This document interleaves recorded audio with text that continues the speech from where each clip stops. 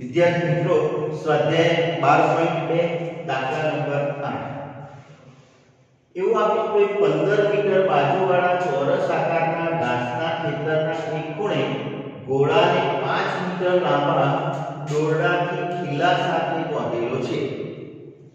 ગોળો ખેતરના જેટલા ભાગમાં ચરી શકે તેનું ક્ષેત્રફળ. બીજું, દોરડું 5 મીટરની બદલે 10 મીટર લાંબુ રાખ્યું હોત તો ચરવાના ક્ષેત્રફળમાં થતો વધારો શોધો. પાઈ બરાબર 3.14. આ રીતનું ચોરસ ખેતર છે. ખેતરની બાજુની લંબાઈનો આપણને 15 મીટર આપેલી છે. ચોરસ છે એટલે ચારે બાજુ 15 મીટરની છે. એક ખૂણા ઉપર 5 મીટર દોરડાથી ગોળો બાંધેલો છે. એટલે ગોળો 5 મીટરથી આગળ તો જઈ શકે નહીં. એટલે આટલા ભાગની અંદર એ ચરી શકે.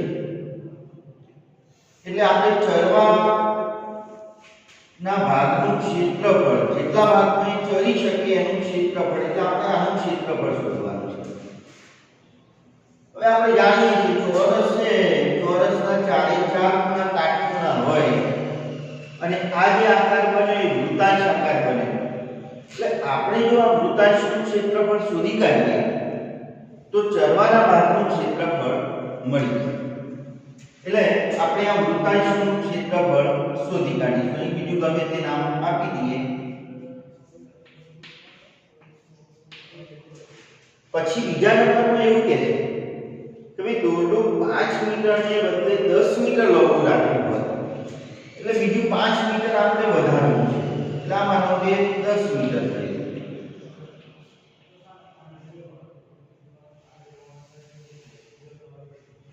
તો 10 મીટર કરી દઈએ તો હવે આટલા ભાગની અંદર એ ચરી શકે. પણ એવું કહે છે કે ચરવાના ક્ષેત્રફળમાં થતો વધારો. તો પહેલા આટલામાં ચરી શકતું હતું, હવે આટલામાં ચરી શકે છે. એટલે કેટલો વધારો થયો? એટલે આપણે આ ભાગનું ક્ષેત્રફળ શોધવું. તો આ ભાગનું ક્ષેત્રફળ શોધવું હોય તો શું કરવું પડે? હવે આ મોટા વૃત્તાંશની અંદરથી નાના વૃત્તાંશને બાદ કરી દઈએ તો જેટલો વધારો થયો એ આપણને મળી જાય. ચલો પહેલા તો આપણે પહેલા પ્રશ્નનો જવાબ આપી દઈએ. શું કહે છે કે ગોળો ખેતરના જેટલા ભાગમાં ચરી શકે તેનું ક્ષેત્રફળ. એટલે ગોળો ખેતરના જેટલા ભાગમાં ચરી શકે તેનું ક્ષેત્રફળ. એટલે શું? તો ભાઈ લઘુ વૃત્તાંશ AEFG, લઘુ વૃત્તાંશ AEFG નું ક્ષેત્રફળ. હવે લઘુ વૃત્તાંશનું સૂત્ર તો આપણે જાણીએ છીએ, પાઈ r² થીટા અપોન 360. ચલો પાઈની કિંમત આપણને આપેલી છે 3.14. એટલે પાઈની જગ્યાએ 3.14. ત્રિજ્યા તો 5 મીટરનું દોરડું છે એટલે આ વૃત્તાંશની ત્રિજ્યા આપણી 5 મીટર થવાની. એટલે r² છે એટલે 5 ગુણ્યા 5. થીટા એટલે ખૂણો, તો કાટખૂણો છે એટલે 90 ભાગ્યા 360. ચલો 9 ચોક 36 બરાબર. હવે 3.14 ગુણ્યા 25 ભાગ્યા 4. આટલો તમે ભાગાકાર ગુણાકાર કરશો એટલે તમને મળશે 19.625 મીટર સ્ક્વેર. એટલે આટલા ક્ષેત્રફળની અંદર ગોળો ચરી છે. હવે બીજા નંબરની અંદર એવું કહે છે કે ભાઈ 10 મીટર દોરડું રાખીએ તો ત્રિજ્યા આપણી 10 મીટર થઈ જાય. તો આટલા ભાગની અંદર એ ચરી શકે. તો દોરડું 10 મીટર લાંબુ રાખતા ગોળો ચરી શકે તે ભાગનું ક્ષેત્રફળ.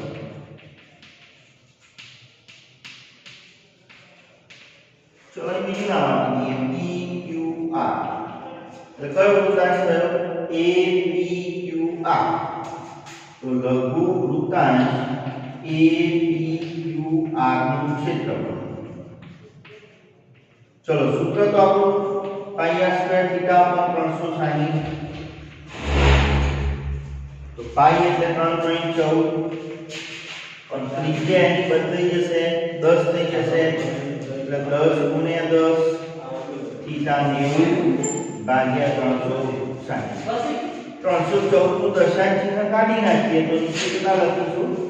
100. ચલો 2 મીટર ઉડી ગયા, 1 મીટર ઉડી ગયું, 9 ચોક 36, 2 દુ 4, 2 157. એટલે આપણને મળશે 157 ભાગ્યા 2.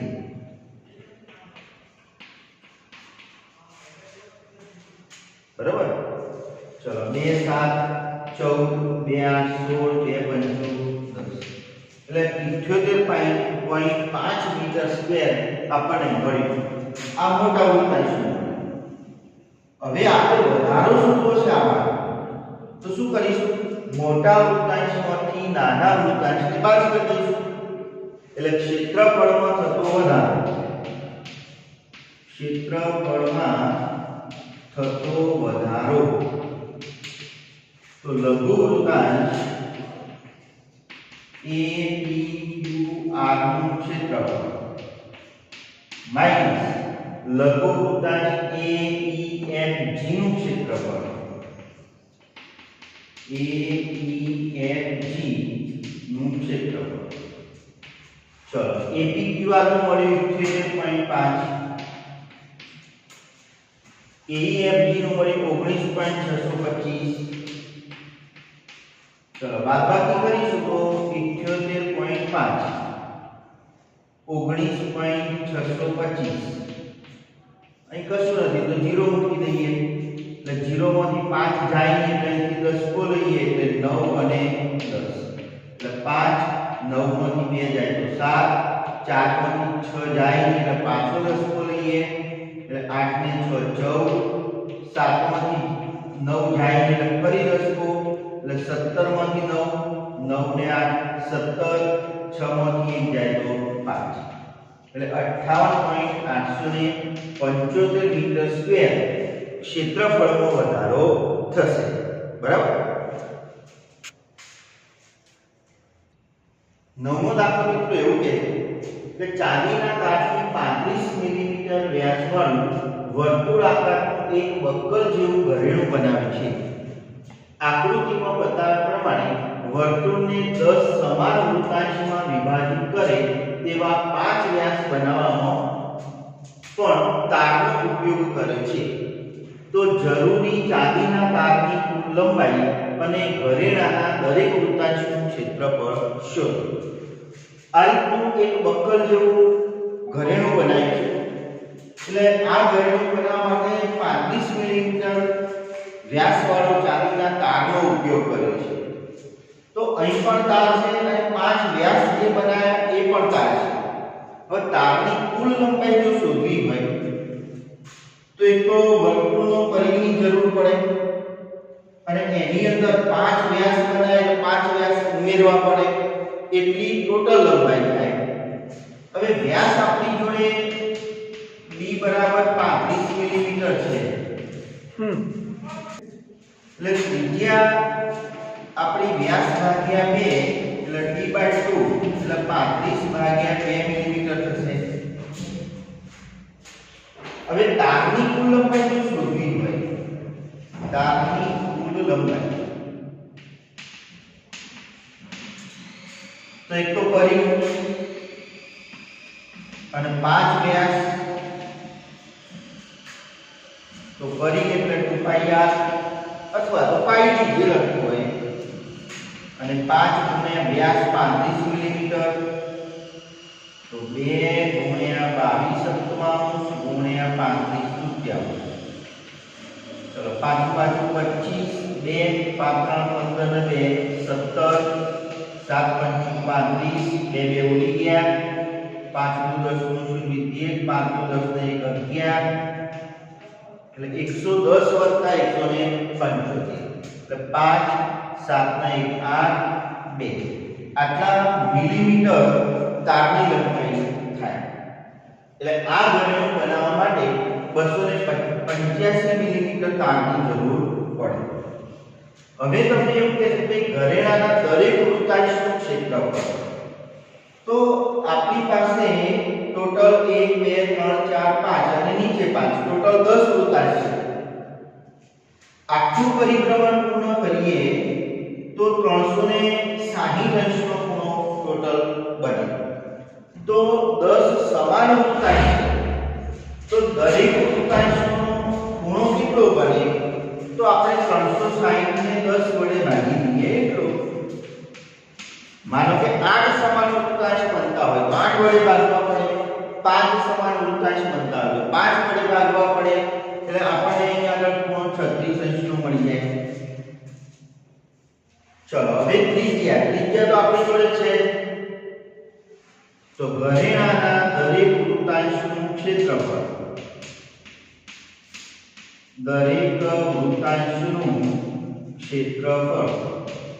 તો પાઈ r સ્ક્વેર થીટા અપોન 360.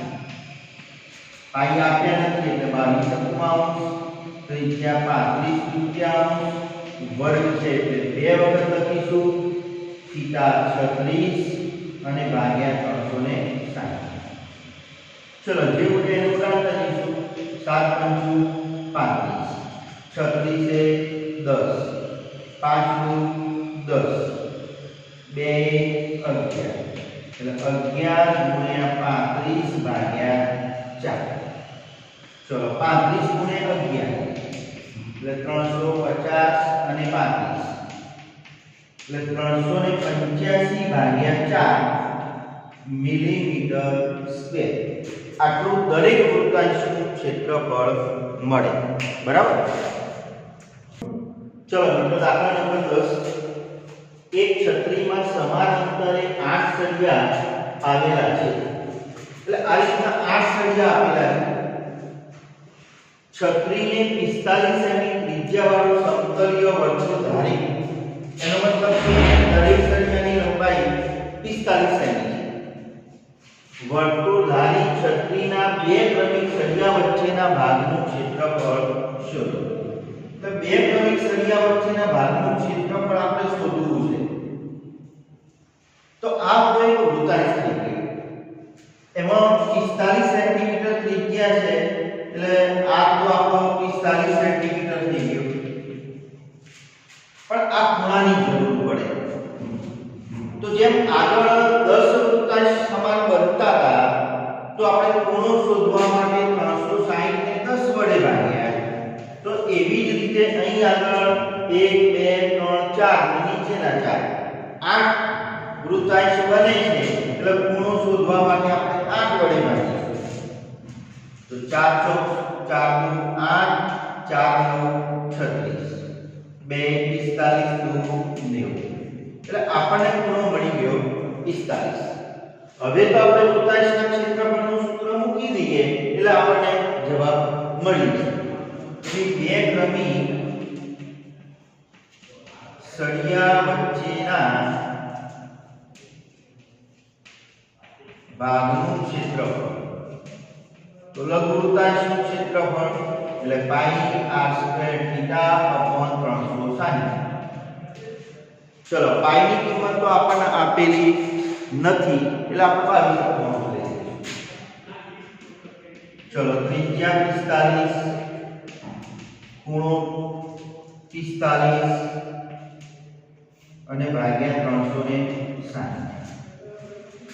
બરાબર. ચલો જે ઉડે એને ઉડાડીશું. ચલો 9 ચોક 36 9 5 45 5 8 40 2 ચોક 8 2 11 એટલે 11 ગુણ્યા 45 ભાગ્યા 7 ચોક 28. બરાબર. હવે આનો તમે ગુણાકાર કરશો તો તમને મળશે 22275. 22,275 ભાગ્યા 28 સેન્ટીમીટર સ્ક્વેર. એટલે બે ક્રમિક સળિયા વચ્ચેનું ક્ષેત્રફળ આપણને આટલું મળે. બરાબર? તો આ રીતે આપણે એને શોધી શકીએ.